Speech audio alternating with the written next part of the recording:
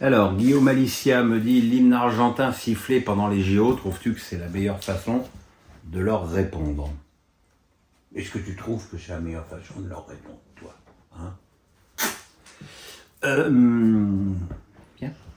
Allez, viens. Allez, hop, tout le monde est là. Voilà. Non, évidemment que non. Encore une fois, c'est l'amalgame, quoi. Il y a les joueurs de l'équipe d'Argentine de foot qui se sont comportés comme des connards. Donc tous les Argentins sont des connards. C'est évidemment très réducteur et quelque part c'est dangereux de raisonner comme ça. Donc voilà quoi. Je trouve ça débile. D'autant plus que j'ai pas vu des Argentins mal se comporter depuis le début de ces Jeux Olympiques. Sébastien Bailly me dit DAZN a annoncé descendre son prix pour son abonnement de 39 à 25 euros. Vraie promotion ou coût marketing?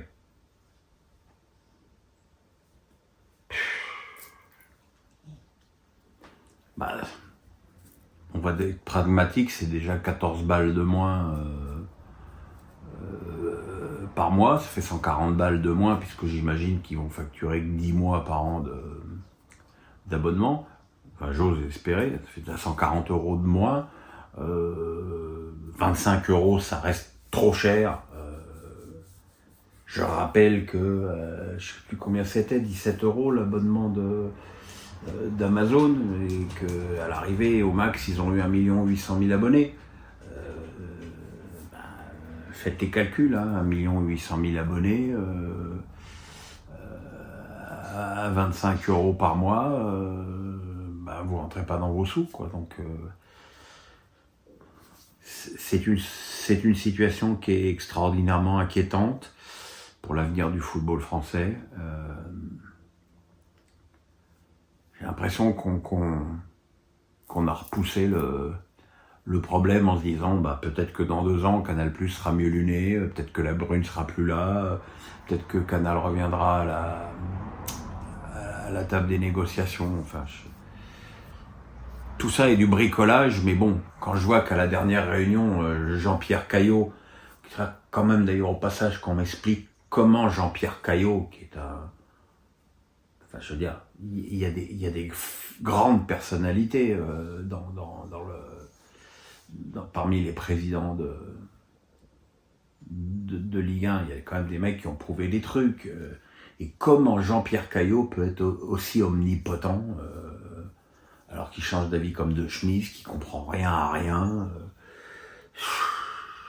Quand il commence par féliciter Vincent Labrune, et tu le félicites de quoi? D'avoir envoyé le football français dans le mur? Sérieux. Thibaut Grenier me dit le mercato de Monaco est extrêmement timide. Une seule recrue de 17 ans. Le club va jouer la Ligue des Champions, mais ne semble pas être au courant au vu de son inactivité sur le mercato. Pourtant, je ne pense pas que le club soit en manque de moyens. As-tu un avis sur ça? Déjà, le club, il est quand même plus ou moins en train d'être vendu et peut-être que ça freine les négos. Maintenant, est-ce qu'il sera vendu avant la fin du mercato? Rien n'est moins sûr. Et c'est vrai que pour l'instant, le recrutement n'est pas... je dirais, en plus, là, il y a Camara qui est parti, Fofana qui va partir. C'est un petit peu inquiétant aussi. Mais bon, il y a beaucoup de clubs de Ligue 1 qui sont inquiétants, hein. Thibaut Grenier me dit, as-tu déjà songé à être agent de footballeur dans ta carrière? Est-ce que le job aurait pu te plaire?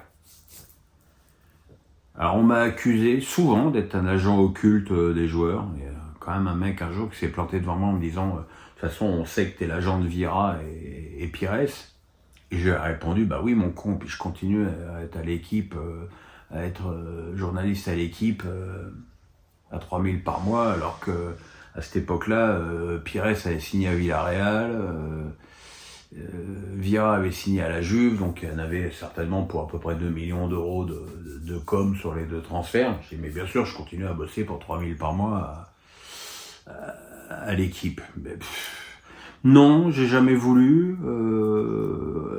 Quelques joueurs ont pu me le proposer.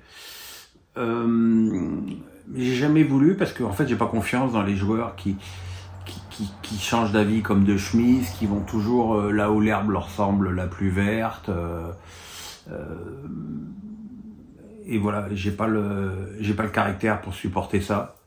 Donc j'y ai jamais songé, j'aurais pu, mais ça m'aurait pas plu. Guillaume Alicia me dit Lyon serait prêt à payer la dernière année de contrat à Lopez. Mérite-t-il cette sortie? En 2019, il a re-signé de justesse fin août, alors qu'il ne lui restait qu'un an de contrat. Dans le foot, ça va très vite. Alors, quand je vois les supporters lyonnais sur Twitter, qui sont encore une fois que les supporters lyonnais sur Twitter, croyez-moi qu'il y a bien quelqu'un qui fait la différence entre Twitter et la vraie vie, c'est bien moi. On a l'impression que le départ de Lopez c'est la meilleure nouvelle de l'histoire de l'humanité.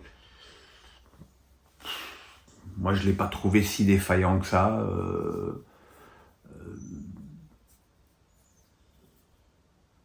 Je suis pas du tout certain que Perry sera le gardien parce que Perry, c'est vrai qu'il a fait beaucoup de très bons arrêts contre le PSG en finale de la Coupe de France, mais il a quand même les 2 buts sur la conscience. Donc, si t'as un gardien qui fait tous les arrêts du monde, mais qui se prend 2 buts sur lesquels il est responsable, ça pose problème.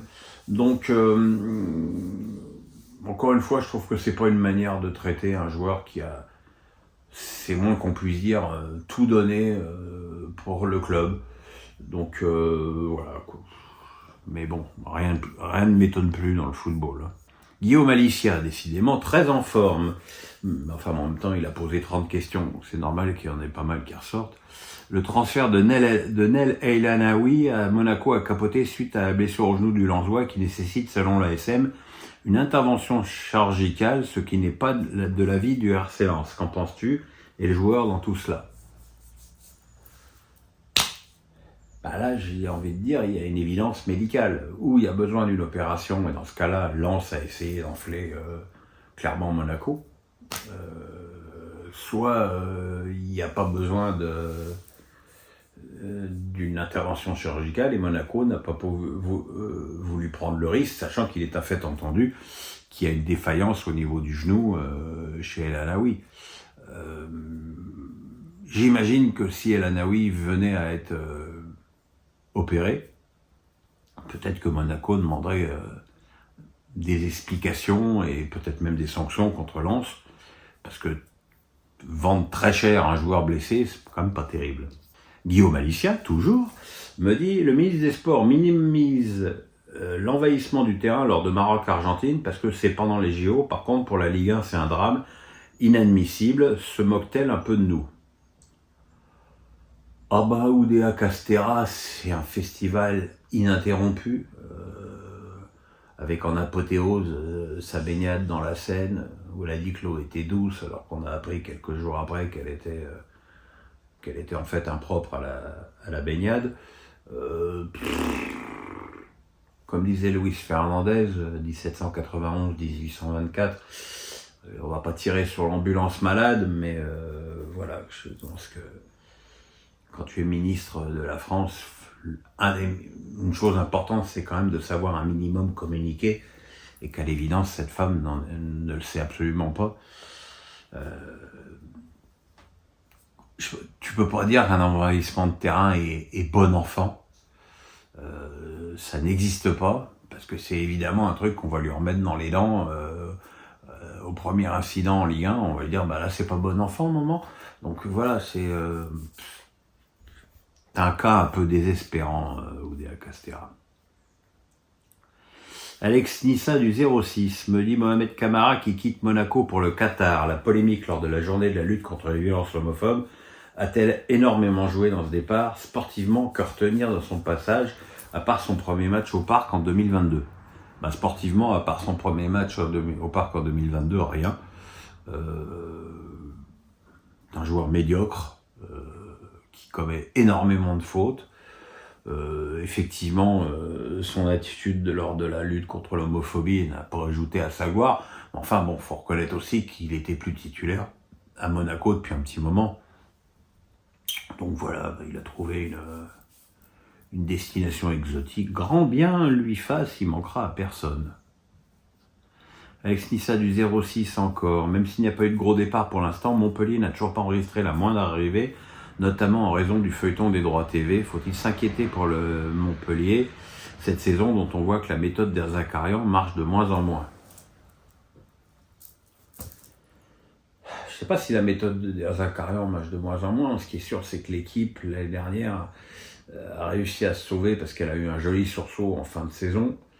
Mais voilà, c'est une équipe qui, on le voit, est sur la corde raide depuis plusieurs saisons. Et Laurent Nicolin a depuis un bon moment tiré la sonnette d'alarme. Alors je l'adore, Laurent, mais lui aussi a été totalement aveugle avec la Brune. Et malheureusement, me semble l'être toujours. Donc voilà,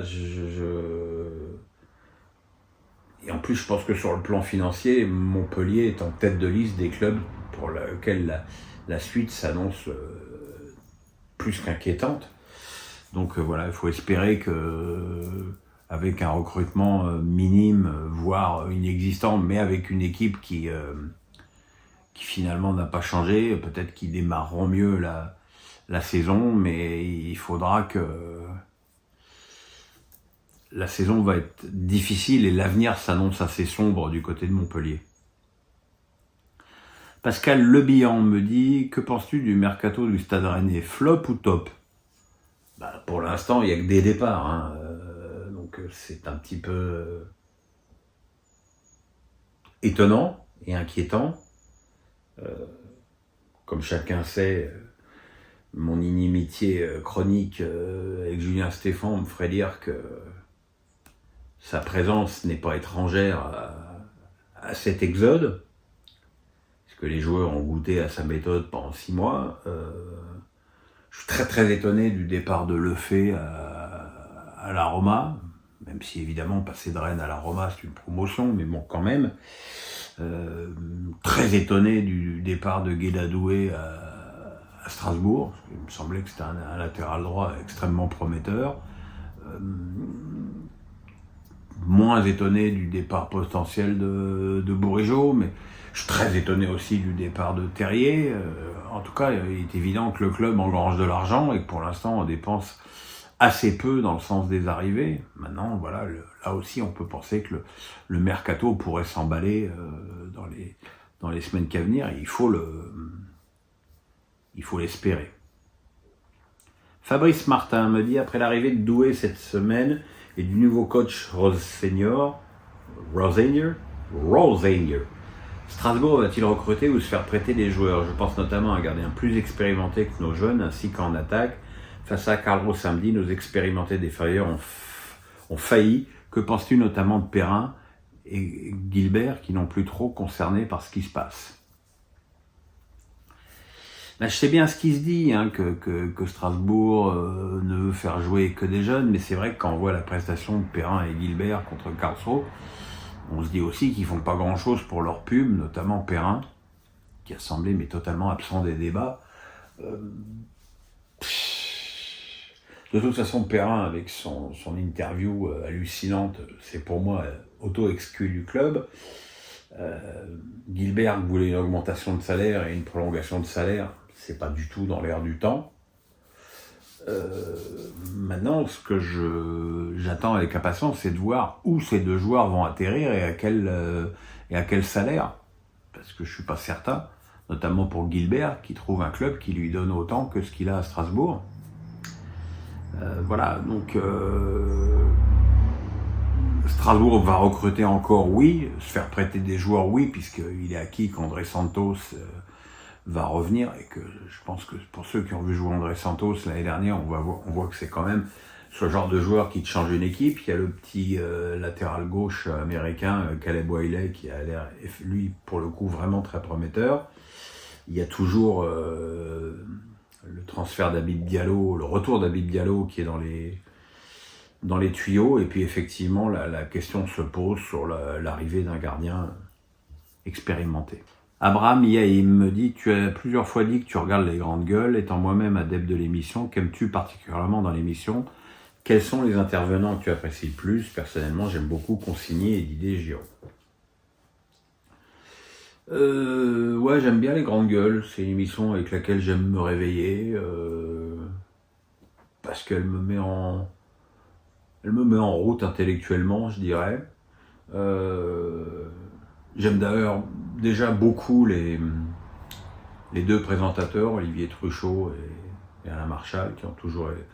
J'ai déjà fait 2 ou 3 fois les grandes gueules et j'ai toujours beaucoup apprécié être sur ce plateau. Vous voyez, quand on me demande si je voudrais retravailler, les grandes gueules, ça pourrait être quelque chose qui pourrait effectivement m'intéresser, même si voilà une émission qui m'obligerait à venir à Paris.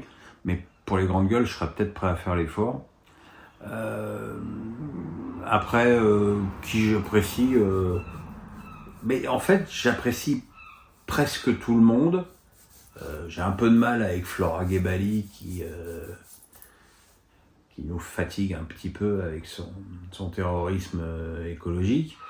J'aime effectivement beaucoup Consigny, Didier Giraud. J'aime beaucoup Bruno Poncet qui finalement un flegmatisme syndicaliste qui me plaît bien. J'ai mis du temps, mais j'aime bien aussi. Je me souviens plus de son nom, la prof là, Lefebvre. Je sais plus. J'ai un trou. Enfin, vous voyez qui je veux dire, la prof d'histoire géo qui a pas l'intonation de voix la plus sympathique du monde, mais qui quand même dit des choses très intéressantes.